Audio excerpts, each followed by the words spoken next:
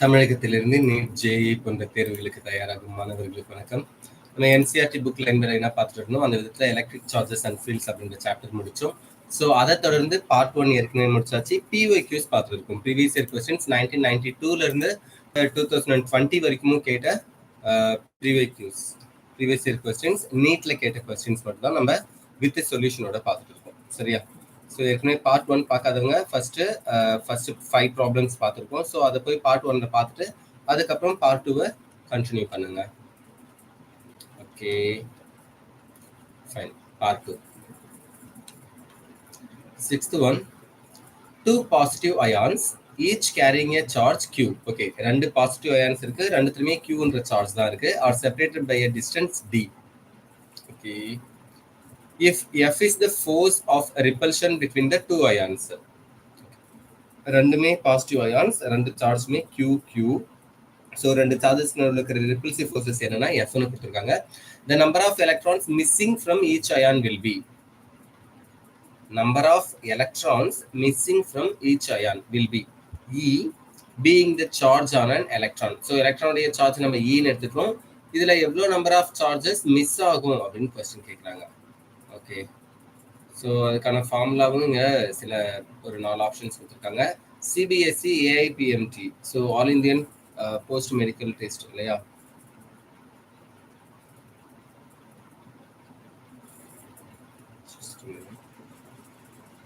AIPMTல கேட்ட கொஸ்டின். ஓகே, இதுக்கான சொல்யூஷன்ஸ் பார்க்கலாம். 2 positive ions each carrying a charge Q are kept at a distance d, then it is found that the force of the repulsion between them is, according to Coulomb's law, F is equal to KQQ by d square or Q square by d square அப்படின்னு எழுதலாம் இல்லையா? K into Q square by d square அப்படின்னு எழுதலாம். or K க்கு பதிலாக என்ன எழுதலாம்? 1/4π0 into QQ by d square. Okay, so Q is equal to formula என்னன்னு பார்த்தீங்கன்னா NE அப்படின்னு சொல்லுவோம். Q is equal to formula charge is equal to formula என்னன்னு கேட்டால் N into E. Fine. F is equal to, அப்போ NEன்றதை நம்ம இங்கே substitute பண்ணால் N square E square by D square அப்படின்னு கிடைக்கும். 1/4π0 into Qக்கு பதிலாக N square E square Q square, I mean Q squareன்னு இருக்கு இல்லையா? Q into Q, அதுக்கு பதிலாக NE into NE N square E square by D square. Fine. Again இதில் N தான் எனக்கு தேவை. அப்போ மீதி இருக்கிற எல்லாத்தையும் ஈக்குவல் கரெக்டாக கொண்டு போகணும். F கூட 4πε0 மல்டிபிள் இருக்கும், D ஸ்கொயரும் மல்டிபிள் இருக்கும். 4πε0 D ஸ்கொயர் இதெல்லாம் மல்டிபிள் இருக்கும். E ஸ்கொயர் நியூமரேட்டர்ல இருக்க ஈக்குவல்ஸ்னா டிவைட் ஆகிடும் E ஸ்கொயர். இங்கே எனக்கு N ஸ்கொயர்னு இருந்துச்சு, N தான் வேணும்னா ஈக்குவல் கரெக்டாக இருந்துச்சுன்னா ஆகும் ரூட் ஆகும். ஸோ ஜஸ்ட் அப்படியே ஒரு ஃபார்முலா அதை மாற்றி எழுதுறோம். That's it. ஆன்சர் என்னன்னு பார்த்தீங்கன்னா 4πε0 FD square by E square root. Answer option C கொடுத்துருக்காங்க. ஓகேவா? Number of electrons missing from each ion N எவ்வளோ அப்படின்னு கேட்குறாங்க. நம்பர் ஆஃப் எலக்ட்ரான்ஸ் N எவ்வளோன்னு கேட்குறாங்க. Q is equal to NE, இந்த ஃபார்முலா தெரிஞ்சிச்சுன்னா கூலும்ஸ் லால அப்ளை பண்ணி நம்ம N கண்டுபிடிச்சிடலாம். Fine. 7th one, an electron is moving around the nucleus of a hydrogen atom in a circular orbit of radius r. Okay, ஒரு electron என்ன ஆகுதுன்னா circular ஆர்பிட்ல hydrogen atom உடைய நியூக்ளியஸை சுற்றி வந்துட்டு இருக்கு. The Coulomb force F between the two is, okay, an electron is moving around the nucleus. Okay, nucleus positive charge, வெளியில சுத்திட்டு இருக்கிறது எலக்ட்ரான், பாசிட்டிவ்க்கும் நெகட்டிவ்க்கும் நடுவில் அட்ராக்டிவ் ஃபோர்ஸஸ் இருக்கும். அந்த அட்ராக்டிவ் ஃபோர்ஸஸ் உடைய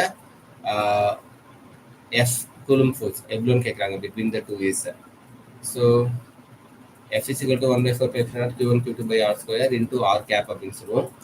ஓகே, எக்ஸ்ட்ராவா இங்க ரேடியஸ் ஆறுன்னு அவங்களே கொடுத்தாங்க. அப்போ R cap தான் சொல்ல போகிறோம். சார்ஜ் ஆஃப் த எலக்ட்ரான் ஈன்னு எடுத்துப்போம். அப்போ E into E ஸ்கொயர் அப்படின்னு சொல்லுவோம். ஃபைன். ஏதாவது சைன்ல சேஞ்சஸ் இருக்கான்றதை பார்க்கலாம். ஆன்சர் ஆப்ஷன் பி கொடுத்துருக்காங்க.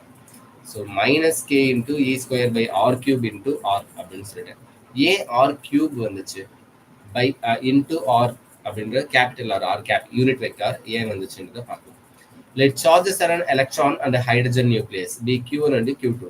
ஓகே, ஹைட்ரஜனுடைய நியூக்ளியஸ்க்கு சார்ஜ் Q2 அப்படின்னு எடுத்துக்கிறோம் பாசிட்டிவ்ல, எலக்ட்ரானுடைய சார்ஜ் Q1ன்னு எடுத்துக்கிறோம். Okay, then Coulomb's force between them at a distance r என்ற டிஸ்டன்ஸ்ல அங்கே எவ்வளோ ஃபோர்ஸ் இருக்குன்னு கேட்டால் F is equal to -1/4π0 Q1 Q2 by R square into R cap அப்படின்னு இருக்கும். ஸோ எலக்ட்ரானுக்கும் நியூக்ளியஸ்க்கும் நடுவில் இருக்கிற சார்ஜ் இதில் கூலும் ஃபோர்ஸ் நம்ம மைனஸ்ல சொல்கிறோம். Okay, pudding 1 by 4 pi epsilon naught is equal to k. இதுக்கு பதிலா k ன்னு அப்ளை பண்ணா minus k into q1 q2 by r square into r cap இருக்கும்.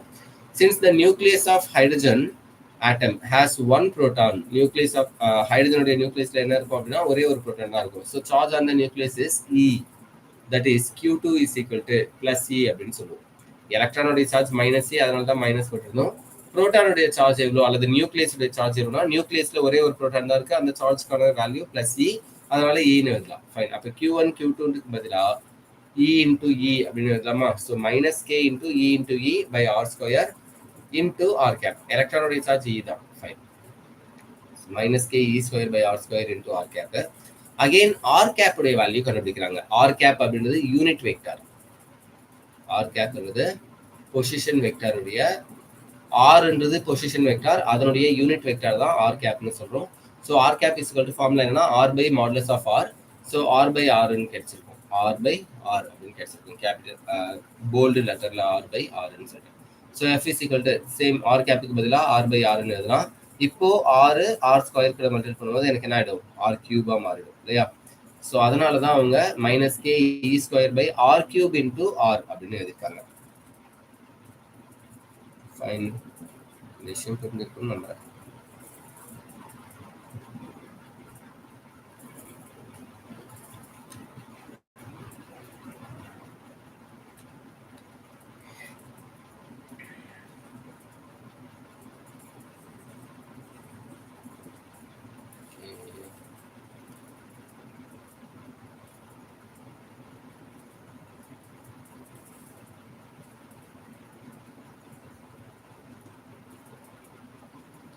Fine.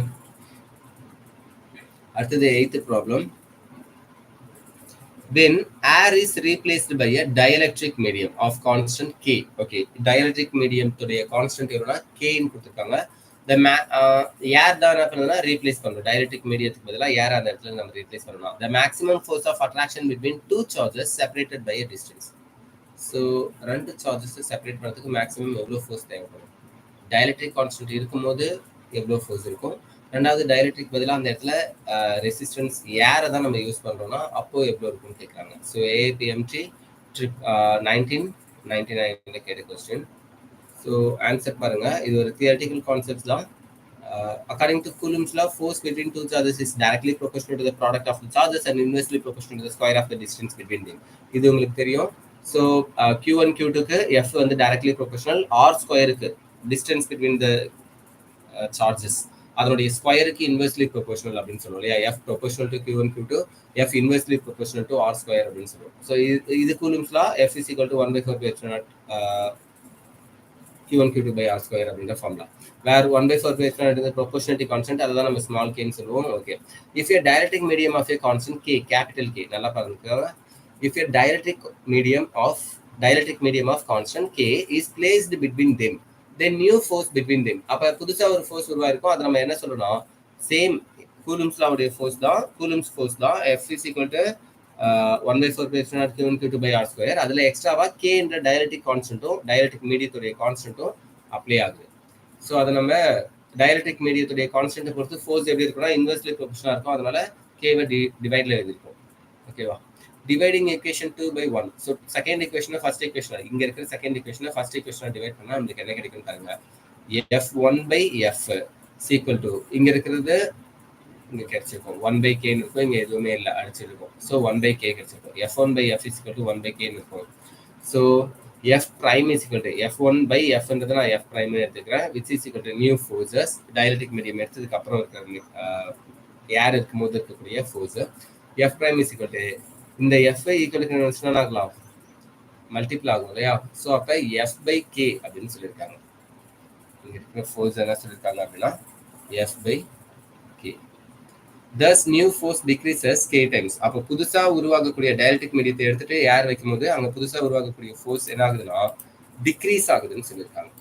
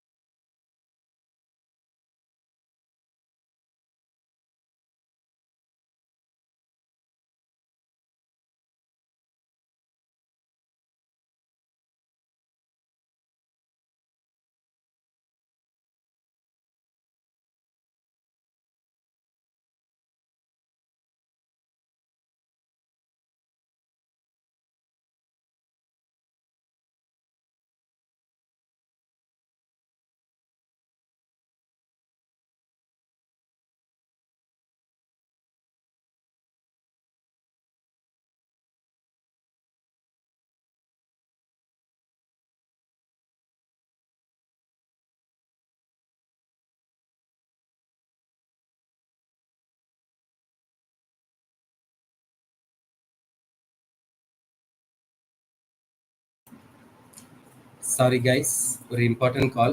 So பேச வேண்டியதாகிடுச்சு. Just a minute.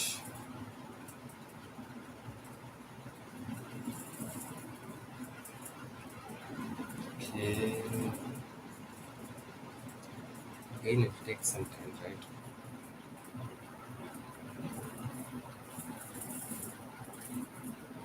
I think it's better. I will leave now and join again after some time. Please wait for 5 minutes.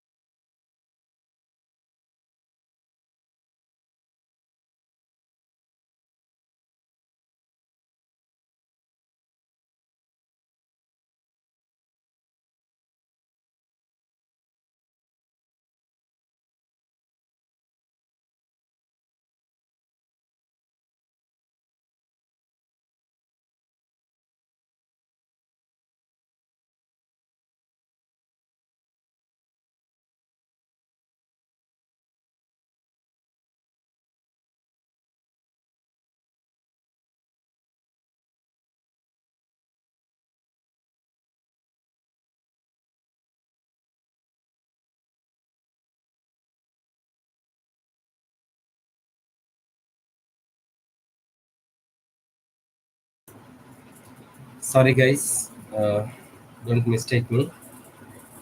Actually, regarding my job, this is very important to me.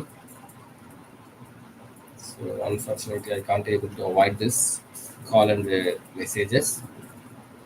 Okay, let's get into your concepts. So eighth problem பார்த்தோம் k times அப்படின்னு சொல்லிட்டு நம்ம கண்டுபிடிச்சிருக்கோம். f prime is equal to f by k. So k times நம்மளுக்கு அதனுடைய new forces இருக்கும் அப்படின்னு சொல்லி பார்த்தோம். Okay, ninth problem. A charge q is placed at the center of the line joining two exactly equal positive charges q. Okay, ரெண்டு positive charges இருக்கு. Okay, அந்த ரெண்டு பாசிட்டிவ் சார்ஜுக்கும் எக்ஸாக்ட்லி சென்டர்ல இருக்கா. Okay, a charge q is placed at the center of the line joining two exactly equal positive charges. Equal positive charges ரெண்டு இருக்கு. அது ரெண்டுத்துக்கும் ஜாயின் ஆகக்கூடிய சென்டர் லைன்ல என்ன இருக்குன்னா qன்ற பாசிட்டிவ் சார்ஜ் இந்த சார்ஜ் நம்ம வைக்கிறோம். The system of three charges will be in equilibrium. Okay, இப்போ இந்த மூணு சார்ஜஸும் என்ன ஆகுனா ஈக்குலிபிரியம் மெயின்டைன் பண்ணுது. அதாவது ஏல சார்ஜஸ் அதிகமா இருந்தாலும் அது கொஞ்சம் கியூக்கு வரும். சப்போஸ் பில சார்ஜஸ் கம்மியா இருக்குன்னா இது ரெண்டுத்துல இருந்து சார்ஜஸ் இங்க போகும்.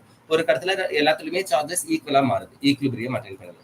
If q is equal to, so q உடைய வேல்யூ என்னவா இருக்கும் அப்படின்னு கேக்குறாங்க. மூணுத்துடைய சார்ஜஸும் ஈக்குவல் ஆயிடுச்சுன்னா அப்ப q உடைய வேல்யூ என்னவா இருந்திருக்கும்? This is the question.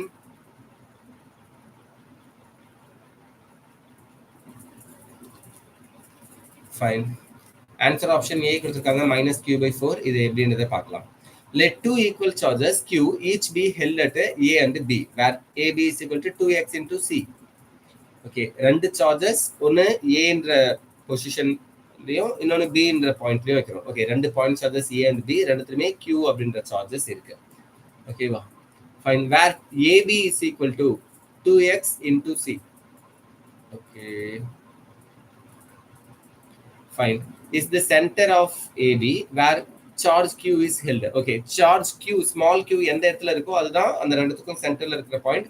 அந்த இடத்துல இருக்கிறதுனால நம்ம 2x into c அப்படின்ற வேல்யூ இதை சொல்றோம். சரி 2x அப்படின்னு சொல்றோம். இதோட இது முடிஞ்சிருச்சு ஆக்சுவலா. ஸோ ஏவுக்கும் பிக்கும் நடுவில் இருக்கிற டிஸ்டன்ஸ் எவ்வளோனா 2x. ஓகேவா? C is the centre of AB. ஏபியோடைய சென்டர் பார்த்தீங்கன்னா சி, அந்த இடத்துல சார்ஜ் கியூ இருக்குன்னு சொல்லியிருக்காங்க. Okay, net force on q is 0. Okay, net force இந்த கியூல மொத்தமா எவ்வளோ ஃபோர்ஸ் இருக்குன்னா 0. So q is already in equilibrium. அப்போ கியூ ஆல்ரெடி ஈக்லிபிரியம்ல தான் இருக்குன்னு அர்த்தம். அப்பதான் நெட் ஃபோர்ஸ் எனக்கு என்னவா இருக்கும்? 0வா இருக்கும். For the three charges to be in equilibrium, net force on each charge must be 0. ஒரு சார்ஜுடைய வேல்யூவும் 0வா இருந்துச்சுன்னா தான் நெட் ஃபோர்ஸும் எனக்கு என்னவா இருக்கும்? 0வா இருக்கும் ஈக்லிபிரியம்ல. Now total force on Q at B is, so B என்ற பாயிண்ட்ல டோட்டல் ஃபோர்ஸ் எவ்வளவு இருக்குன்னு பாத்தீங்கன்னா 1/4 pi epsilon naught into Q capital Q. இந்த இடத்துல இருக்கக்கூடிய சார்ஜ் கேபிட்டல் Q, இந்த இடத்துல charge capital Q. So B என்ற பாயிண்ட்ல நான் கண்டுபிடிக்க போறேன் capital Q into small Q by இது இடத்துக்கும் நடுவில் டோட்டலா ஏல இருந்து பி வரைக்கும் இருக்கிற டிஸ்டன்ஸ் 2x. அப்ப சில இருந்து இங்க என்னதான் இருக்கும்னா எக்ஸ் இருக்கும், இங்க ஒரு எக்ஸ் இருக்கும் இல்லையா? ஸோ இது ஒரு எக்ஸ், அப்ப எக்ஸ் ஸ்கொயர்னு எழுதும். ஸோ இந்த கியூன்ற சின்ற பாயிண்ட்ல இருக்கக்கூடிய கியூன்ற சார்ஜால பின்ற பாயிண்ட்ல எவ்வளவு ஃபோர்ஸ் இருக்குன்னு பாத்தீங்கன்னா 1/4 pi epsilon naught into Q by x ஸ்கொயர்னு கண்டுபிடிச்சிருக்கோம். அதே மாதிரி ஏன்ற பாயிண்டால பின்ற பாயிண்ட்ல எவ்வளவு ஃபோர்ஸ் இருக்குன்னு பாத்தீங்கன்னா QQ by 2x ஸ்கொயர்னு சொல்லுவோம். 1/4 pi epsilon naught into QQ by 2x square. So இந்த டோட்டல் ஃபோர்ஸ் எனக்கு எதுக்கு ஈக்குவலா இருக்கணும்? 0க்கு ஈக்குவலா இருக்கணும்.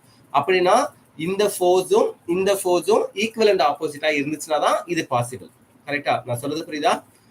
இந்த சின்ற பாயிண்ட்ல இருக்கிற கியூவால பில ஒரு ஃபோர்ஸ் இருக்கும், அதை இங்க எழுதியிருக்கும் 1/4 pi epsilon naught Q capital Q small Q by x square அப்படின்ற ஃபார்முலால எழுதிருக்கும். தென் ஏன்ற பாயிண்டால பின்ற பாயிண்ட்ல எவ்வளவு ஃபோர்ஸ் இருக்கோ அதை நம்ம செகண்ட் ஃபார்முலாவா எழுதிருக்கோம் 1/4 pi epsilon naught கேபிட்டல் Q by 2x whole square அப்படின்னு எழுதிருக்கோம்.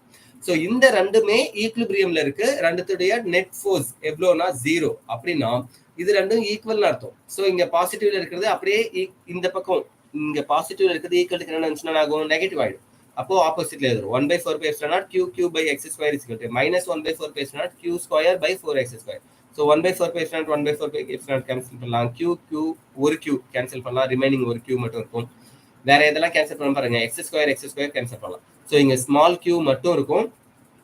இங்க என்ன இருக்குன்னா கேபிட்டல் Q by 4 இருக்கும், மைனஸ் இருக்கும். அப்ப மைனஸ் Q by 4 இருக்கும். ஸோ ஸ்மால் கியூல, அதாவது சின்ற பாயிண்ட்ல நான் இன்ட்ரோடியூஸ் பண்ண நியூ சார்ஜ் இருக்கு இல்லையா, ஸ்மால் கியூ, அந்த சார்ஜ் எவ்வளோன்னு பாத்தீங்கன்னா மைனஸ் Q by 4. அதாவது பின்ற பாயிண்ட்லயோ அல்லது ஏன்ற பாயிண்ட்லயோ இருந்த கேபிட்டல் Qன்ற சார்ஜ்ல 4ல ஒரு பங்கு Q by 4 நெகட்டிவ் சார்ஜஸ். அவ்வளவு தவிர்த்து நான் சின்ற பாயிண்ட்ல வச்சாதான் எனக்கு இது ஈக்லிபிரியம்ல இருக்குன்னு சொல்றாங்க. புரிஞ்சுச்சா?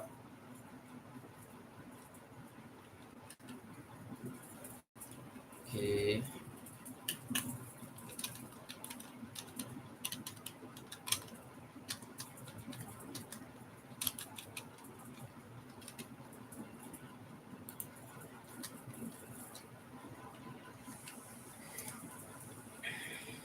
okay, 10th one. A charge Q is placed at the center of the line joining two exactly equal positive charge Q. Again, அதே மாதிரி தான் ஒரு क्वेश्चन பார்க்குறோம். ரெண்டு பாசிட்டிவ் சார்ஜஸ் Q அப்படின்னு இருக்கு. அந்த ரெண்டு சார்ஜ்க்கும் நடுவுல சென்டர் பாயிண்ட்ல நம்ம இதை வைக்கிறோம். क्वेश्चन ரிப்பீட் ஆன மாதிரி இருக்குல்ல, 9th क्वेश्चन இதுவும் AIPMT 1995. ஓகே, இதுவும் அதே 1995 தான். The system of three charges will be in equilibrium if Q is equal to, so question repeated. Q is equal to minus Q by 4. திரும்ப அதே தான் சொல்லியிருக்காங்க. அதனால நம்ம எதுவும் கான்செப்ட்ஸ் பார்க்கணும்னு அவசியம் இல்லை. ஓகே, 11th ஒன் பார்க்கலாம். 10th ஒன் கொஸ்டின் ரிப்பீட்டட், அதனால நம்ம 11th ஒன் போகிறோம். 10th ஸ்கிப் பண்ணிட்டு புரியும் number. Point charges plus 4Q minus Q and plus 4Q are kept on the x-axis at points x is equal to 0, x is equal to a and x is equal to 2a respectively. Okay, 0ன்றது ஆரிஜினா எடுத்துட்டா 0ல ஒரு charge இருக்கு, அதுக்கப்புறம் ஏன்ற டிஸ்டன்ஸ்ல ஒரு சார்ஜ், 2a டிஸ்டன்ஸ், அந்த மாதிரி ரெண்டு பலங்கு டிஸ்டன்ஸ்ல ஒரு சார்ஜ் இருக்கு. ஓகே, ஆரிஜின்ல 4Q இருக்கு, x equal to 0ல, x equal to a, அப்ப இங்க இருந்து இது வரைக்கும் இருக்கிற டிஸ்டன்ஸ் a என்ற டிஸ்டன்ஸ்ல மைனஸ் Qன்ற சார்ஜ் இருக்கு. 2a டிஸ்டன்ஸ், இங்க ஒரு a இருக்கு, so a plus a, 2a டிஸ்டன்ஸ்ல எனக்கு என்ன இருக்குன்னு பாத்தீங்கன்னா பிளஸ் 4Q அப்படின்னு இன்னொரு சார்ஜ் இருக்கு. ஸோ ஓகே, 0ன்ற பாயிண்ட்ல ஒரு சார்ஜ், ஏன்ற பாயிண்ட் டிஸ்டன்ஸ்ல ஒரு சார்ஜ், 2a டிஸ்டன்ஸ்ல இன்னொரு சார்ஜ் கொடுத்துருக்காங்க. Okay, respectively. தென் என்னென்ன கொஸ்டின்ஸ் கேட்டிருக்காங்கன்னு பாருங்க 1988ல only minus Q is in stable equilibrium. Minus Q மட்டும்தான் ஸ்டேபிள் ஈக்லிபிரியம்ல இருக்குன்னு சொல்றாங்க. இது ட்ரூவா தப்பான்னு ஃபால்ஸான்னு சொல்லணும். I think so. பார்க்கலாம். Then none of the charge is in equilibrium. இதுல எந்த சார்ஜ்மே ஈக்லிபிரியம்ல இல்லைன்னு சொல்றாங்க. மைனஸ் கியூ மட்டும் தான் ஈக்லிபிரியம்ல இருக்கா அல்லது எந்த சார்ஜ்மே ஈக்லிபிரியம்ல இல்லையா? Third one all the charges are in unstable equilibrium. இது எல்லாமே அன்ஸ்டேபிள் ஆனா ஈக்லிபிரியம் அப்படின்னு சொல்றாங்க. Fourth one all the charges are in stable equilibrium. எல்லாமே ஸ்டேபிளா ஈக்லிபிரியம்ல இருக்குன்னு சொல்றாங்க. ஸோ இந்த நாலுத்துல எது ஆன்சரா இருக்குன்னு பாத்தீங்கன்னா ஆன்சர் ஆப்ஷன் சி கொடுத்துருக்காங்க. All the charges are in unstable equilibrium. Charges unstable ஆனா ஈக்லிபிரியம்ல இருக்கு அப்படின்னு சொல்லியிருக்காங்க. ஸோ இது எப்படி இந்த ஆன்சரை சொன்னாங்கன்றத நம்ம பார்க்கலாம். Net force on the charge placed at A due to charge placed at C and B. Okay, ஏன்றது ஸ்டார்டிங்ல இருக்கு. பின்ற சார்ஜாலையும் சின்ற சார்ஜாலையும் இங்க எவ்வளவு ஃபோர்ஸ் இருக்குன்னு பாத்தீங்கன்னா பின்ற சார்ஜால ஏற்படக்கூடிய ஃபோர்ஸ் கண்டுபிடிக்கணும். அப்புறம் சின்ற சார்ஜால ஏற்படக்கூடிய ஃபோர்ஸ் ரெண்டுத்தையும் ஆட் பண்ணணும் இல்லையா? Fine. So F is equal to 1/4π0. இது எப்பவுமே நம்ம யூஸ் பண்ணக்கூடாது. அப்படின்னா இதுக்கு பதிலாக ஆக்சுவலா இந்த மாதிரி 1/4π0 எழுதுக்கு பதிலாக கேன்னு எழுதிட்டு சிம்பிளா முடிச்சுட்டு போகலாம். ஏன் இந்த மாதிரி பெருசா எழுதிருக்காங்கன்னு தெரியல. பேஜஸ் கவர் பண்ணுறதுக்காக எழுதுறாங்கன்னு சொல்லிட்டு. ஓகே, தென் இங்க இருக்கக்கூடிய சார்ஜ் +4q இன்டூ இங்க இருக்கிற சார்ஜ் -q பை இது ரெண்டுத்துக்கும் நடுவில் இருக்கிற டிஸ்டன்ஸ் எவ்வளோனா a. அப்போ a ஸ்கொயர்னு சொல்றோம். So 1/4π0 +4q into -q by a square அப்படின்னு எழுதுறோம். q இன்டூ q ஸ்கொயர்னு எழுதலாம். ஃபைன். இதை சிம்பிளிஃபை பண்ணி நம்ம என்ன எழுதுறோம்னா இந்த இடத்துல -1/4π0 4q ஸ்கொயர் பை a ஸ்கொயர்னு எழுதுறோம். இதுதான் ஏன்ற சார்ஜ் பாயிண்ட்ல பின்ற சார்ஜால உருவாக்கக்கூடியது. பில இருக்கக்கூடிய -qன்ற சார்ஜால உருவாக்கக்கூடியது. ஓகேவா? ஃபைன். அடுத்தது என்ன பார்க்குறோம்னா செகண்ட் ஃபோர்ஸ். அதே ஏன்ற பிளேஸ்ல +4q அப்படின்ற சார்ஜ்ல இந்த சின்ற பாயிண்டால எவ்வளவு சார்ஜ், சின்ற பாயிண்ட்ல +4q இருக்கு. இந்த சார்ஜால இங்க எவ்வளவு தூரம் உருவாயிருக்கும் அப்படின்னு பார்க்குறோம். ரெண்டுமே +4q, அப்ப ரிப்பல்சிவ் ஃபோர்ஸஸ் உருவாயிருக்கும். Fine. And it has the formula 1/4π0 4q into 4q by 2a square. So ரெண்டுத்துக்கும் நடுவுல இருக்கிற டிஸ்டன்ஸ் 2a ஸ்கொயர்னு இருக்காங்க. 4 into 4 16 வருமா? ஓகே, அகைன் கீழே என்ன இருக்குன்னா 2 ஸ்கொயர் பண்ணா 4ன்னு வரும். ஸோ அதனால ஒரு 4 என்ன பண்ணலாம் 2 ஸ்கொயர் அப்படின்னு இருக்கிறத 4 கேன்சல் பண்ணிடலாம். a ஸ்கொயர் மட்டும் எழுதுவோம். அப்படிதான் இங்க எழுதிருக்காங்க. அப்படி இல்லைனாலும் நீங்க சிம்பிளிஃபை பண்ணிட்டு அதுக்கப்புறம் எழுதிக்கோங்க. No issues. So I'll show you that 4 into 4 16. அப்போ 16 q square by 4a square அப்படின்னு இருக்கும். இதுல 4 16 அடிச்சா 4ன்னு வரும். அப்போ 4q square by a square மட்டும் எழுதினா போதும். இது ஏன்ற பாயிண்ட்ல இருக்கிற சார்ஜுக்கு சின்ற பாயிண்ட்ல இருக்கிற சார்ஜால வரக்கூடிய ஃபோர்ஸஸ். இது பாசிட்டிவ்ல எழுதுறோம் ரிப்பல்சிவ் ஃபோர்ஸ்னால. ஓகேவா? இங்க பி ஆல என்ன சார்ஜ் இருக்குது? நெகட்டிவ் சார்ஜ் இருக்கு. இதுல இருக்கிற அட்ராக்டிவ் ஃபோர்ஸ் இருக்கும். அட்ராக்டிவ் ஃபோர்ஸஸ்க்கான வேல்யூ எழுதிருக்கும். அதே மாதிரி ரிப்பல்சிவ் ஃபோர்ஸ்க்கும் எழுதிருக்கும். இது மைனஸ்ல இருக்கு, இது பிளஸ்ல இருக்கு. இது எல்லாமே ஈக்லிபிரியம்ல இருக்குன்னா it should be equal to 0, right? Total force net force அப்படி இல்லைன்னா நெட் ஃபோர்ஸ்ன்னு சொல்லலாம், டோட்டல் ஃபோர்ஸ்ன்னு சொல்லலாம். இந்த நெட் ஃபோர்ஸ் கண்டிப்பா எதுக்கு ஈக்குவலா இருக்கும் அப்படின்னா ஏன்ற பாயிண்ட்ல இருக்கிற நெட் ஃபோர்ஸ் கண்டிப்பா ஈக்குவல் டு 0வா இருக்கும். சிமிலர்லி இதே மாதிரி நம்ம FA கண்டுபிடிச்ச மாதிரி FB கண்டுபிடிக்கணும், FC கண்டுபிடிக்கணும். அப்படி கண்டுபிடிச்சாலும் அது எல்லாமே ஈக்குவல் டு என்னவா தான் இருக்கும்? 0வா தான் இருக்கும், right? Therefore, all the charges are in equilibrium. If we were to displace -q to the right, suppose -q நம்ம என்ன பண்ணலாம், ரைட் சைடுல நகர்த்திட்டு போறோம். இப்போ B என்ற பாயிண்ட்ல இருக்கு, C என்ற பாயிண்ட்க்கு எங்க ஒரு இடத்துக்கு நகர்த்திட்டு போறோம். In figure, net force of attraction will be to the right, which will displace it further. So net force of attraction ரொம்ப கம்மியாயிடும். ஏன்னா ரைட் சைடுல போகுது, அது ரொம்ப தூரத்துக்கு தள்ளி போகுதுன்னு அர்த்தம். Therefore, equilibrium is unstable. அப்ப equilibrium என்ன ஆகும்? ரொம்ப ஸ்டேபிளா இருக்காது, அன்ஸ்டேபிள் ஆகும் அப்படின்னு சொன்னாங்க. இது எப்போனா கியூன்ற சார்ஜை நான் டிஸ்பிளேஸ் பண்றதுனால. ஓகே, ஸோ கியூன்ற சார்ஜை டிஸ்பிளேஸ் பண்ணணுமா இல்லையான்றத ஸ்டார்டிங்ல எங்கேயாவது சொன்னாங்கன்றதுல நீங்க பார்க்கலாம். All the charges R unstable equilibrium அப்படின்னு சொல்லிட்டு. Fine. Okay, so answer option C கொடுத்துருக்காங்க. எப்போல்லாம் நெட் ஃபோர்ஸ் ஈக்லிபிரியம்ல இருக்கும் ஆனால் அன்ஸ்டேபிளா இருக்கிறத அவங்க சொன்னாங்க. சார்ஜஸ் நகர்த்தும் போது சார்ஜஸ் எங்கேயாவது மூவ் பண்றேன்னா அப்ப கண்டிப்பா ஈக்லிபிரியம் அன்ஸ்டேபிளா இருக்குன்னு சொல்லியிருக்காங்க. ஃபைன். இவ்வளவு நேரம் நம்ம பார்த்தது எதுனா கூலும்ஸ் லா இல்லையா? அது ரிலேட்டடான சார்ஜஸ், கூலும்ஸ் லா இந்த இடத்தையும் பத்தி பார்த்தோம். ஸோ அடுத்தது electric and field lines. Electric field lines அப்படின்னு சொல்லுவோம். எலக்ட்ரிக் அண்ட் ஃபீல்டு லைன்ஸ் இது ரிலேட்டடா கொஸ்டின்ஸ் கொடுத்துருக்காங்க. Fine. A dipole is placed in an electric field as shown. Okay, ஒரு எலக்ட்ரிக் ஃபீல்டுக்கு நடுவுல எலக்ட்ரிக் ஃபீல்டு இந்த டைரக்ஷன்ல இருக்கு. இதுக்கு நடுவுல ரெண்டு சார்ஜஸை டைபோல வச்சிருக்காங்க. Two equal and opposite charges separated by a small distance. In which direction will it move? இந்த டைபோல் எந்த டைரக்ஷன்ல மூவ் ஆகும் அப்படின்னு கேக்குறாங்க. ஓகே, ஸோ ஆக்சியல் லைன்ல தான் இருக்கு இல்ல எலக்ட்ரிக் ஃபீல்டு. உங்களுக்கு ஈக்குவட்டோரியல் லைன், ஆக்சியல் லைன் இதெல்லாம் படிச்சிருந்தாலே உங்களுக்கு ஞாபகம் இருக்குன்னு நினைக்கிறேன். ஸோ ஆன்சர் ஆப்ஷன் பி கொடுத்துருக்காங்க. Towards the right as its potential energy will decrease. Right சைடில் நகரும் போது அதனுடைய பொட்டன்ஷியல் எனர்ஜினாக கம்மியாகும்னு சொல்றாங்க. ஏன்னா எலக்ட்ரிக் ஃபீல்டு எந்த டைரக்ஷன் இருக்கோ அதே இடத்துல பொட்டன்ஷியல் எனர்ஜி கம்மியாகும் இல்லையா? ஃபைன். இதுக்கான எக்ஸ்பிளனேஷன்ஸ் பாருங்க. We know that the direction of the electric dipole moment is from negative charge to positive charge. Electric field உடைய டைரக்ஷன் என்னன்னு கேட்டா positive to negative. Electric field உடைய டைரக்ஷன் பிளஸ்ல இருந்து மைனஸ்க்கு போகும் எலக்ட்ரிக் ஃபீல்டு. பொட்டன்ஷியல் எனர்ஜி எப்படி போகும்னு கேட்டா, எலக்ட்ரிக் பொட்டன்ஷியல் எப்படி போகும்னு கேட்டா, electric dipole moment, electric dipole moment உடைய டைரக்ஷன் அதுக்கு ஆப்போசிட்டா இருக்கும், நெகட்டிவ் டு பாசிட்டிவா இருக்கும். ஸோ இதுக்கு அது ஆப்போசிட்டா இருக்கு, அப்ப டிக்ரீஸ் ஆகும். The strength of the electric field at plus q is greater than that of the minus q charge. So plus q அப்படின்ற இடத்துல எலக்ட்ரிக் ஃபீல்டு ஸ்ட்ரென்த் எப்படி இருக்குன்னா ரொம்ப அதிகமா இருக்கும்.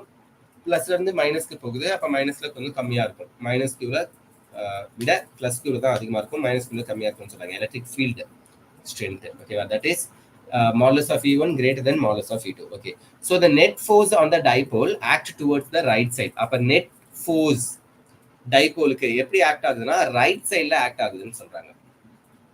We know that a system always moves to decrease in its potential energy. So எல்லா சிஸ்டமும் எப்பயுமே அதனுடைய பொட்டன்ஷியல் எனர்ஜியை குறைக்கிறதுக்காக தான் மூவ் பண்ணும். ஏன்னா பொட்டன்ஷியல் எனர்ஜி குறைஞ்சாதான் அது ஸ்டேபிளா இருக்கும். பொட்டன்ஷியல் எனர்ஜி அதிகமா இருந்துச்சுன்னா அது அன்ஸ்டேபிள் கம்பவுண்டா இருக்கும், ஹைலி ரியாக்டிவ் கம்பவுண்டா இருக்கும். சரியா? பொட்டன்ஷியல் எனர்ஜி கம்மியாகும். Fine. So the given dipole move towards right side as its potential energy will decreases. அப்போ நான் கொடுத்த டைபோல் மொமெண்ட் எந்த பக்கம் மூவ் ஆகும்னா ரைட் சைட்ல மூவ் ஆகும், டுவர்ட்ஸ் ரைட். அப்படி மூவ் ஆச்சுன்னா தான் மூவ் ஆகுதுன்னா பொட்டன்ஷியல் எனர்ஜி கண்டிப்பா ஆகும்னா டிக்ரீஸ் ஆகும்னு சொல்றாங்க. ஸோ பொட்டன்ஷியல் எனர்ஜி ரைட் சைட்ல மூவ் ஆகுறதுனால டிக்ரீஸ் ஆகுது அப்படின்றது எந்த ஆப்ஷன்ல இருக்குன்னு பாருங்க. டுவர்ட்ஸ் த ரைட், ரைட் சைட்ல மூவ் ஆகும்போது இட்ஸ் பொட்டன்ஷியல் எனர்ஜி டிக்ரீசஸ் சொல்றது கரெக்ட். லெஃப்ட் சைட்ல மூவ் பண்ணா பொட்டன்ஷியல் எனர்ஜி அதிகமாயிடும், ஏன்னா பாசிட்டிவ் சார்ஜ் பக்கமா மூவ் ஆகும். ஓகே, எலக்ட்ரிக் ஃபீல்டுக்கு அகைன்ஸ்டா நான் மூவ் பண்ணாலே பொட்டன்ஷியல் எனர்ஜி அதிகமாகும். ஓகேவா? டுவர்ட்ஸ் த லெஃப்ட்னு சொல்றாங்க. Fine. Its potential energy will increase. Electric field decrease ஆகும். Towards the left. Sorry, electric field அதிகமா இருக்கும், அப்போ potential energy கம்மியா இருக்கும். ஆனா இவங்க increaseன்னு சொல்லிருக்காங்க. ஓகே,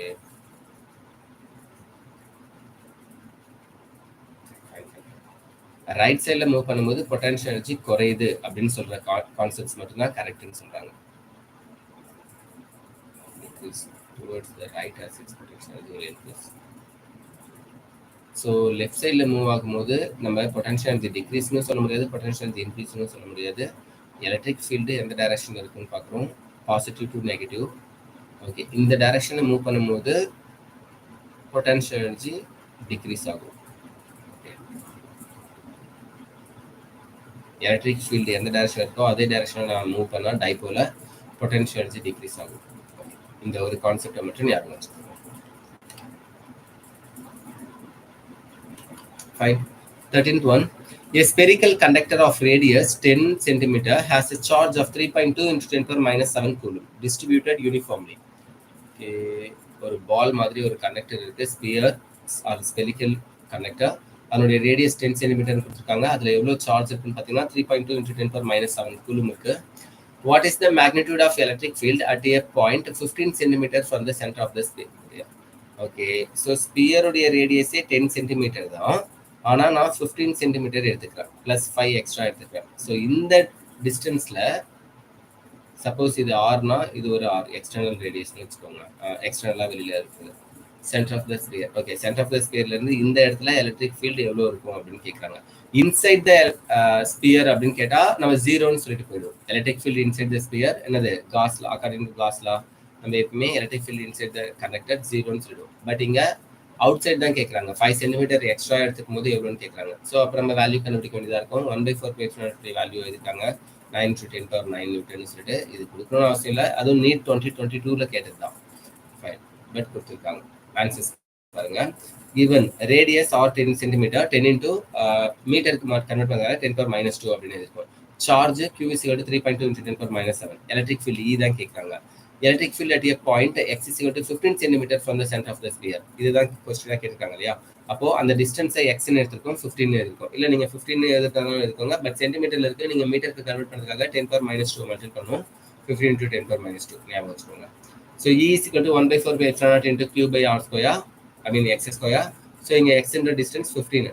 அப்ப 1 by 4 by epsilon naught பதிலா 9 into 10 power 9 Newton into charge எவ்வளவு கொடுத்துருக்காங்கன்னா 3.2 into 10 power minus 7 by distance எவ்வளோன்னு பார்த்தீங்கன்னா ரெண்டு charge I mean centre of the ஸ்பியர்ல இருந்து எவ்வளோ டிஸ்டன்ஸ்ல நம்ம கண்டுபிடிக்க போகிறோம் எலக்ட்ரிக் ஃபீல்ட்னா 15 சென்டிமீட்டர்ல. அப்போ 15 into 10 power minus 2 மீட்டர்ல கன்வெர்ட் பண்ணியிருக்கேன், ஹோல் ஸ்கொயர்னு எழுதியிருக்காங்க.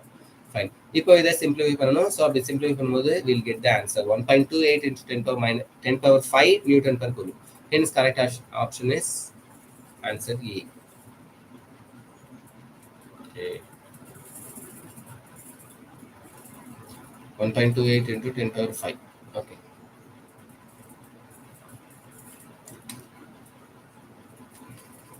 Fourteenth one, an electron falls from rest through a vertical distance h. Okay, h என்ற ஒரு குறிப்பிட்ட vertical distanceல இருந்து h என்ற distanceல இருந்து ஒரு எலக்ட்ரான் என்ன ஆகுதுன்னா கீழே விழுது. In a uniform and vertical upward directed electric field. Okay, electric field எந்த டைரக்ஷன்ல இருக்குன்னா அப்வர்டா இருக்கு, மேல் நோக்கி இருக்கு. அந்த எலக்ட்ரிக் ஃபீல்டுக்கு அகைன்ஸ்டா அது என்ன பண்ணுதுன்னா எலக்ட்ரான்ஸ் என்ன ஆகுதுன்னா மூவ் ஆகுது. Vertically upward directed electric field. Okay, a uniform. Fine. The direction of electric field is now reversed. So electric field direction என்ன ஆகுனா இப்போ தலைகீழ மாறுது. அதாவது எலக்ட்ரான் மேல இருந்து கீழ விழுது. அப்போ எனக்கு என்ன ஆகுனா எலக்ட்ரிக் ஃபீல்ட் ஆப்போசிட்டா தான் இருக்கும். ஏன்னா எலக்ட்ரான்ஸ் எந்த டைரக்ஷன்ல மூவ் ஆகுதோ அதுக்கு ஆப்போசிட் சைடுல தான் கரண்ட் இருக்கும். எலக்ட்ரிக் ஃபீல்ட் இந்த டைரக்ஷன்ல தான் இருக்கும். But after some time electron வந்ததுக்கு அப்புறம் நினைக்கிறேன் the direction of the electric field is now reversed, keeping its magnitude the same. முன்னாடி எவ்வளவு எலக்ட்ரிக் ஃபீல்ட் இருந்துச்சோ அதே எலக்ட்ரிக் ஃபீல்ட் தான் இப்பயும் இருக்கு. ஆனா டைரக்ஷன் மட்டும் மாறிடுச்சு, மேல இருந்து கீழ இருக்குன்னு வச்சுக்கோங்க. A proton is allowed to fall from rest in NEET through the same vertical distance h. அப்போ எலக்ட்ரான்ஸ் மூவ் ஆகுது, எலக்ட்ரான் கீழ இருந்து வேணா மேல போகலாம். அதுக்கு ஆப்போசிட்டா மேல இருந்து புரோட்டான்ஸ் என்ன ஆகும்னா fall from rest. அங்க இருந்து என்ன ஆகும், புரோட்டான்ஸ் கீழ வரும் through the same vertical distance h. Okay, the time of fall of the electron in comparison to the time of fall of the proton. So electron எவ்வளவு ஸ்பீட்ல மூவ் ஆகும், அதே மாதிரி புரோட்டான் எவ்வளவு ஸ்பீட்ல மூவ் ஆகும், ரெண்டும் ஈக்குவலா இருக்குமா அல்லது ஒன்னை விட ஒன்று கம்மியா இருக்குமா அதிகமா இருக்குமா அப்படின்னு தான் கொஸ்டின் கேட்டிருக்காங்க. ஓகேவா, ஹச்ன்ற ஹைட்ல ரெஸ்ட்ல இருந்து எலக்ட்ரான்ஸ் ஃபர்ஸ்ட் ஃபால் ஆகுது எலக்ட்ரிக் ஃபீல்டுக்கு அகைன்ஸ்டா. ஏன்னா electric field uniform electric field தான், பட் எலக்ட்ரிக் ஃபீல்டு எப்படி இருக்குன்னா அப்வர்டா இருக்கு. எலக்ட்ரிக் ஃபீல்டு எப்படி இருக்கு, அப்வர்ட் டைரக்ஷன்ல இருக்கு. ஹச்ன்ற ஹைட்டுக்கு எலக்ட்ரான் மேல இருந்து கீழே விழுது. தென் எலக்ட்ரிக் ஃபீல்டுடைய டைரக்ஷனா ரிவர்ஸ் பண்றேன், தலைக்கீழ மாத்துறேன், அப்வர்டா இருக்கிறத டவுன்வர்டா மாத்துறேன். அப்படி மாத்தும் போது எனக்கு என்ன ஆகுதுன்னா proton is allot to fall from rest. Proton என்ன ஆகுதுன்னா ரெஸ்ட்ல இருந்து கீழே விழுது. அதே வெர்டிகல் டிஸ்டன்ஸ் ஹச்சுக்கு தான் விழுது. இப்போ ரெண்டுத்துக்கும் நடுவில் டைம் ஃபால் எது அதிகமா இருக்கும் கம்மியா இருக்கும், ஸ்மாலரா இருக்குமா கிரேட்டரா இருக்குமா ஈக்குவலா இருக்குமான்றதான் நம்ம சொல்றோம். ஸோ ஆன்சர் ஆப்ஷன் சி கொடுத்துருக்காங்க, ஸ்மாலர்னு கொடுத்துருக்காங்க. ஏன்றதை பார்க்கலாம். Force on a charged particle in the presence of an electric field is given by, so F is equal to Q by E. Or உங்களுக்கு தெரியும் electric field E is equal to formula நம்ம என்ன சொல்லுவோம், F by Q ன்னு சொல்லுவோம் இல்லையா.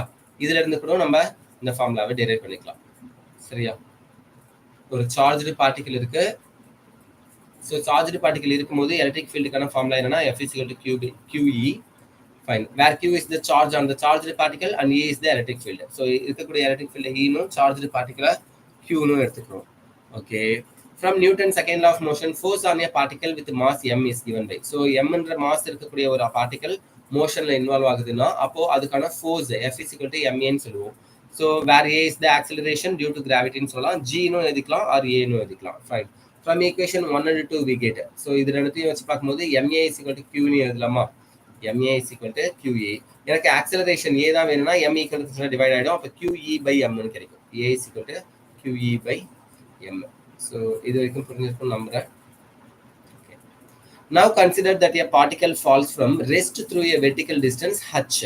Therefore u is equal to 0. So restல இருந்து தான் அது வருது. இனிஷியலா யாராவது வெலாசிட்டி கொடுத்து தூக்கி போட்டாங்களான்னா கிடையாது.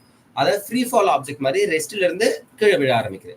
அப்போ இனிஷியல் வெலாசிட்டி u எவ்வளோன்னு பாத்தீங்கன்னா 0. ஃபைனல் வெலாசிட்டி ஏதோ ஒன்று இருக்க போகுது, பட் இனிஷியல் வெலாசிட்டி 0. அதுல தெளிவா இருக்கீங்களா? ஓகே. அந்த second equation of motion becomes, so second equation Newton second law of motion என்னன்னு பாத்தீங்கன்னா s is equal to ut plus of at square. s is equal to ut plus of at square. So இந்த ஃபார்முலால u value initial velocity 0ன்றதுனால u value 0. அப்ப ut உடைய value டோட்டலா 0 ஆயிடும். ஆமாவா? 0 into t 0 தானே. Okay. Plus half of at square அப்படின்னு இருக்கும். Fine. h is equal to, so இந்த வேல்யூ வேனிஷ் ஆயிடுச்சு. half of at ஸ்கொயர் இருக்கு, half எழுதியாச்சு. ஏன்றது ஆக்சிலரேஷன் டியூ டு கிராவிட்டி, அது நமக்கு தெரியும் qe by m. அதை இங்க சப்ஸ்டிட் பண்றேன், qe by m into t square. So இதுதான் ஹெச்சுக்கான வேல்யூ. ஹைட் கண்டுபிடிக்கணும்னா ஃப்ரம் ஈக்குவேஷன் 3ல இருந்து நம்ம கண்டுபிடிச்சிருக்கோம். h is equal to half of qe by m into t square அப்படின்னு கண்டுபிடிச்சிருக்கோம். சரியா?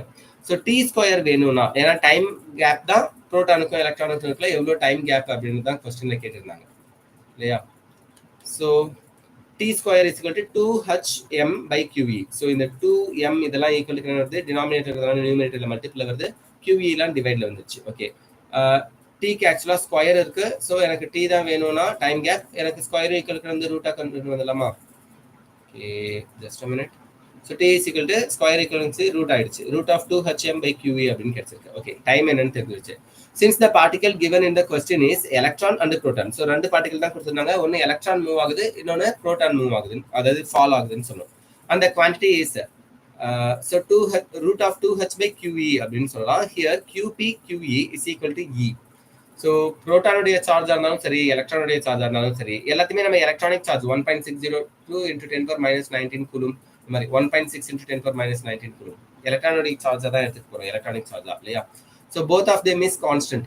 இதுல நம்ம இஏ கான்ஸ்டன்டா எடுத்துக்கலாம், QP QE இதெல்லாமே. Fine. thus we can write. So அப்ப கான்ஸ்டன்டா இருக்கிறதுனால இது எல்லாத்தையும் வச்சு அவங்க என்ன பண்றாங்க அப்படின்னா, m மட்டும்தான் vary ஆகுறதுனால t is equal to இங்க இருக்கக்கூடியது எது இதெல்லாம் இருக்கு, ரூட் 2h by qe, இது எல்லாத்தையும் கான்ஸ்டன்டா எடுத்துக்கிட்டாங்க. அதுக்கு பதிலா எதை எழுதுறாங்கன்னா k அப்படின்னு எழுதுறாங்க. ரிமைனிங் என்ன இருக்குன்னா ரூட் குள்ளார m மட்டும் தான் இருக்கும், அதை எழுதிருக்காங்க. ஓகேவா? So k is equal to என்னன்னு கேட்டா ரூட் 2h by qe. இங்க இருக்கிறது ரூட் 2h by qe, அது கான்ஸ்டன்ட். Okay, fine. ஸோ இதுல இருந்து நம்மளுக்கு என்ன தெரியுதுன்னா, கேன்றது கான்ஸ்டன்ட்னா அதை ரிமூவ் பண்ணிட்டு T proportional to root of M அப்படின்னு சொல்லலாம். அப்ப டைம் டிலேஷன், டைம் டிலே ஆகுதா, டைம் ஒரே அளவுல இருக்கா அப்படின்றதுலாம் மாஸ்க்கான ரூட் வேல்யூக்கு proportional value. As mass of the proton is greater than mass of the electron, we know that proton உடைய mass கொஞ்சமா எலக்ட்ரான் விட 9.1 into 10⁻31 சொல்லுவோம், இது 9.21 சொல்லுவோம் இல்லையா? ஸோ கொஞ்சம் புரோட்டானுடைய மாஸ் அதிகம், அப்போ கண்டிப்பா மாஸ் ஆஃப் த புரோட்டான் அதிகம்னா அதுக்கான டைமும் அதிகமா தேவைப்பட்டிருக்கும். thus the time fall of an electrons would be smaller than that of the fall of a proton. ஏன்னா புரோட்டானுடைய மாஸ் அதிகமா இருக்கு, மாஸ் அதிகமா இருக்கிற ஒரு சப்ஸ்டன்ஸ் சீக்கிரமா கிராவிட்டியால கீழே பிடிச்சி இழுக்கும், ஸோ விழுந்துடும். ஆனா எலக்ட்ரானுக்கு மாஸ் கொஞ்சம் கம்மியா இருக்கிறதுனால அது ஸ்லோவா தான் விழும். hope you know Newton's feather coin, கலிலியோஸா ஃபெதர் காயின் எக்ஸ்பெரிமெண்ட்லாம் நீங்க படிச்சிருப்பீங்க. ஸோ ஃபெதர் விழுறதுக்கு ரொம்ப நேரம் ஆகும், ஆனா காயின் விழுறதுக்கு சீக்கிரமா விழுந்துடும். நான் சொல்றது ஏர் இருக்கும் போது, ஓகேவா, மீடியம் ஏதாவது இருந்துச்சுன்னா. பட் வேக்கம்ல பாத்தீங்கன்னா ரெண்டுமே ஒரே ஸ்பீட்ல தான் மூவ் ஆகும். இதெல்லாம் நீங்க ஃபெதர் காயின் எக்ஸ்பெரிமெண்ட்ல படிச்சிருப்பீங்க. ஃபைன். ஸோ இப்போ எலக்ட்ரான் புரோட்டான் இதோடைய மாஸை வச்சு நம்மளால சொல்ல முடியுது. இந்த விஷயத்தை நீங்க ஞாபகம் வச்சுக்கிட்டீங்கன்னா இந்த ப்ராப்ளம் இல்லை, எந்த ப்ராப்ளம் கேட்டாலும் சரி, டைம் ஒரு ரெஸ்ட்ல இருக்கக்கூடிய ஆப்ஜெக்ட் ஃப்ரீயா ஃபால் ஆகுது அப்படின்னா எல்லாமே எலக்ட்ரிக் ஃபீல்டுக்கு அகேன்ஸ்டா தான் ஆக்ட் ஆகுது. பட் அந்த சார்ஜ் பார்ட்டிகல்ஸ் விழும்போது அந்த பார்ட்டிகல்ஸ் உடைய மாஸ் அதிகமா இருக்கா கம்மியா இருக்கா அதை பொறுத்து, மாஸ் அதிகமா இருந்துச்சுன்னா ரொம்ப ஸ்பீடா விழுந்துடும், மாஸ் கம்மியா இருந்துச்சுன்னா ஸ்லோவா விழும் அப்படின்னு நம்ம சொல்லலாம். ஓகேவா? ஸோ இந்த விஷயத்த ஞாபகம் வச்சுக்கோங்க. ஃபைன். இன்னும் ஒரு ப்ராப்ளம் பார்த்தலாமா? 15 பார்க்கலாம். I'll try my best. Okay, a charged wire is bent in the form of a semicircular arc of radius a. Okay, semicircular. So circle ல பாதியா ஒரு ஆர்க் மாதிரி ரேடியஸ் a இருக்கக்கூடிய ஒரு செமி சர்க்குலர் வயரா நான் அந்த வயரை பெண்ட் பண்றேன். Okay, if charge per unit length is லாமிடா. Okay, ஒரு யூனிட் லென்த்ல எவ்வளோ சார்ஜ் டென்சிட்டிக்கான ஃபார்முலா ஆக்சுவலாக நம்ம லாமிடான்னு சொல்லுவோம் இல்லையா? ஸோ லாமிடான்னு கொடுத்துருக்காங்க, coulomb per metre. The electric field at the centre O is, so 0 கிடையாது, சென்டர் ஓன்னு எடுத்துக்கிட்டாங்க. அந்த ஓல எலக்ட்ரிக் ஃபீல்டு எவ்வளோ இருக்கும் அப்படின்னு தான் கேட்டிருக்காங்க. ஓகே, 2000ல ஏபிஎம்டில கேட்ட கொஸ்டின். ஓகே, ஆன்சர் ஆப்ஷன் சி எப்படின்னு பார்க்கலாம். Considering a symmetric element each of length DL at A and B. Okay, A B அப்படின்ற லென்த் இருக்கக்கூடிய ஒரு கண்டக்டர்னா இதுல மேபி ஏ பி இந்த இடத்துல எழுதாம இந்த இடத்துல எழுதிருக்கலாம்.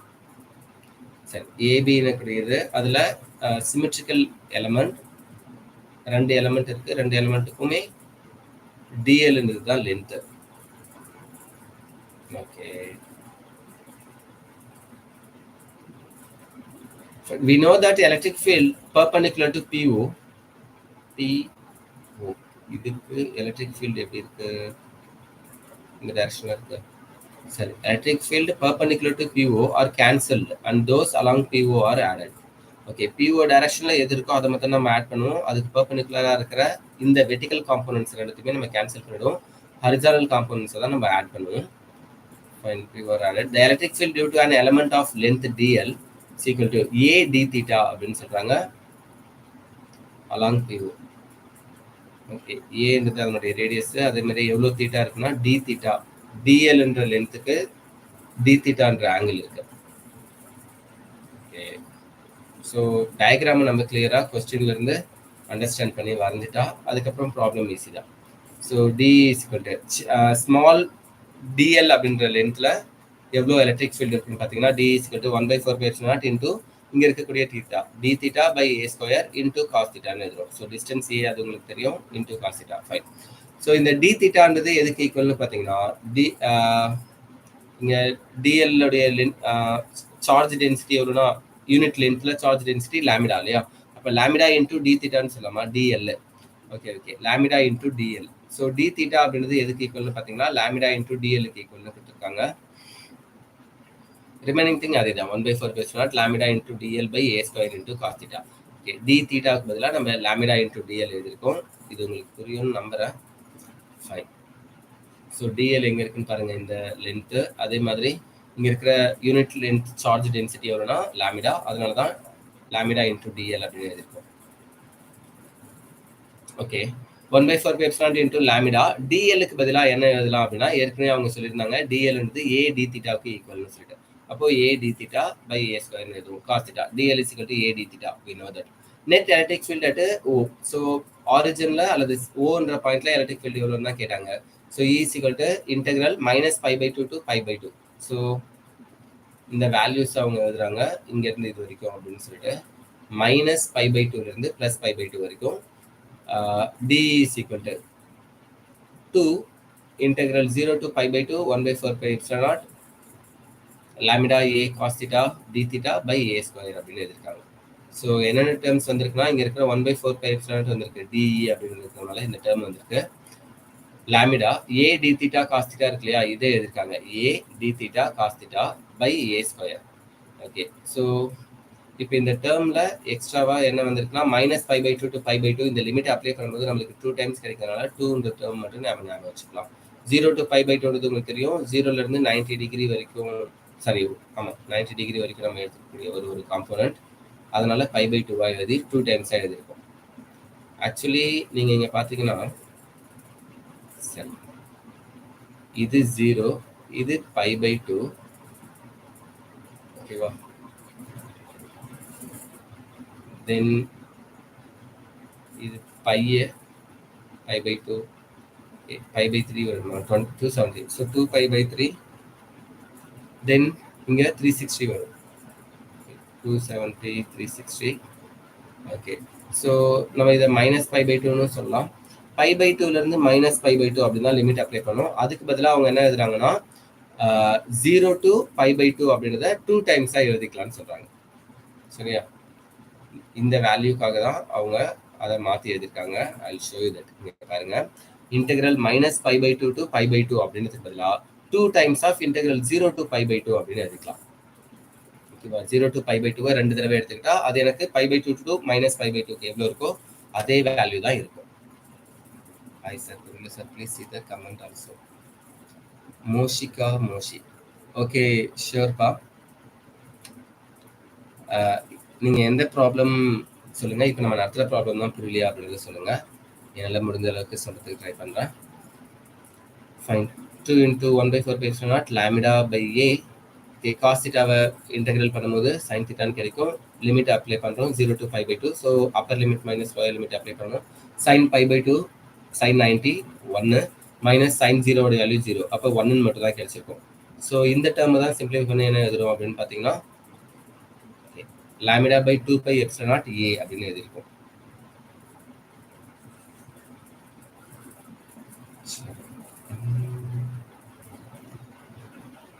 ஃபைன். மறுபடியும் ஒரு தடவை இன்கேஸ் உங்களுக்கு 15th ப்ராப்ளம் தான் புரியலன்னா ஒரு தடவை கமெண்ட்ல சொல்லிட்டீங்கன்னா I will definitely explain again. ஒரு சார்ஜ்டு ஒயர் இருக்கு. அந்த ஒயர் ஃபுல்லாவே அந்த ஒயர் இங்க இருந்து இது வரைக்கும் இருக்கு. இந்த ஒயர் ஃபுல்லாவே சார்ஜ் இருக்கு. சரியா? சார்ஜ்டு ஒயர் தான். அந்த சார்ஜ்டு ஒயரோட நம்ம என்ன பண்ணிருக்கோம்னா ஆர்க் மாதிரி பெண்ட் பண்ணி வச்சிருக்கோம்னு சொல்றாங்க. A charged wire is bent in the form of a semicircular arc of radius A. ஏன்ற ரேடியஸ் இருக்கிற மாதிரி ஒரு ஆர்க்கா அதை வளைச்சு வச்சிருக்கோம். If charge per unit length, ஒரு யூனிட் லென்த்ல எவ்வளவு சார்ஜ் இருக்கும் அப்படின்னு பார்த்தீங்கன்னா லாமிடா, which is called a charge density per unit length அப்படின்னு சொல்லுவோம். The electric field at a center O is, so Oன்ற சென்டர் பாயிண்ட்ல எலக்ட்ரிக் ஃபீல்டு எவ்வளோ, E எவ்வளோன்னு தான் கேட்குறாங்க. இந்த இடத்துல எலக்ட்ரிக் ஃபீல்டு E எவ்வளோன்னு தான் கேட்குறாங்க.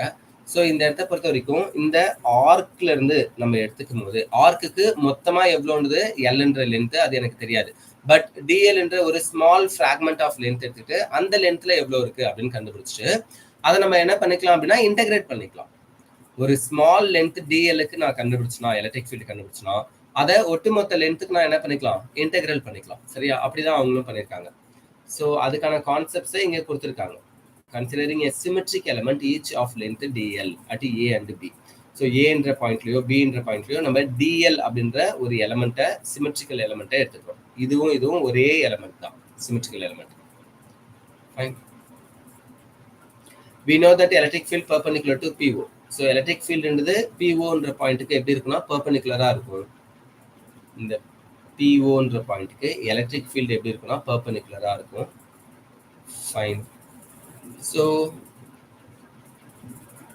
PO are cancelled and those along PO are added. So PO என்ற டைரக்ஷன்ல எலக்ட்ரிக் ஃபீல்டு ஏதாவது இருந்துச்சுன்னா அது நம்ம ஆட் பண்ணுவோம். அதுக்கு பெர்பெண்டிகுலரா இருக்கிறத நம்ம கேன்சல் பண்ணுவோம். ஸோ இந்த இடத்துல இப்போ எக்ஸாம்பிள் நம்ம செக்மெண்ட்ஸா பிரிக்கிறோம். நான் டிஎல் என்ற செக்மெண்ட்ல ஏக்கு மட்டும் வரைகிறேன், உங்களுக்கு அது புரியுதா பாருங்க. ஏன்ற பாயிண்ட் இருக்கு, டிஎல் அப்படின்ற செக்மெண்ட் இது. ஸோ இந்த இடத்துல இதே டைரக்ஷன்ல ஒரு எலக்ட்ரிக் ஃபீல்டு இருக்குமா, DE1 அப்படின்னு சொல்லுவோம். ஓகே, இதுக்கு அதாவது நார்மலா இந்த இடத்துல ஒரு எலக்ட்ரிக் ஃபீல்டு இருக்கும். கரெக்டா?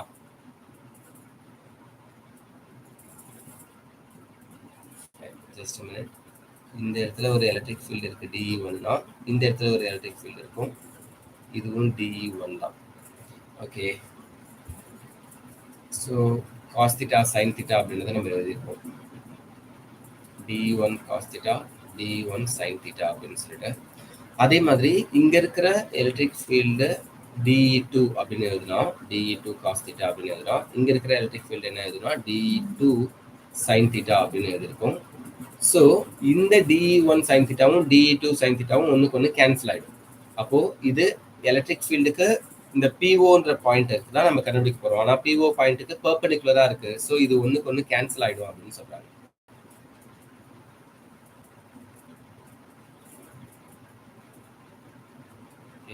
ரிமைனிங் இருக்கிற வேல்யூ தான் நம்ம ஆட் பண்ணி கண்டுபிடிக்கிறோம். ஸோ அதில் ஒரு டிஏ மட்டும் எடுத்து அதுக்கான வேல்யூஸ் எல்லாத்தையும் சப்ஸ்டியூட் பண்ணுறோம். டிக்கான ஃபார்முலாவை எழுதி சப்ஸ்டியூட் பண்ணுறோம்.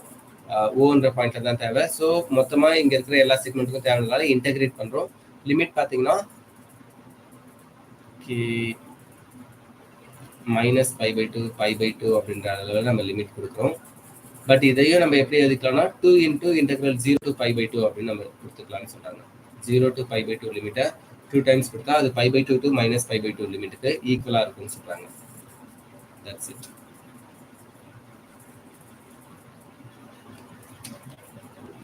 ஓகே, கிட்டத்தட்ட ஒரு 50 மினிட்ஸ் ஆயிடுச்சு. ஸோ 15th ப்ராப்ளத்தோட நம்ம முடிச்சுக்கலாம். 16th ப்ராப்ளம் நெக்ஸ்ட் கிளாஸ் பார்க்கலாம். சரியா? Thank you all.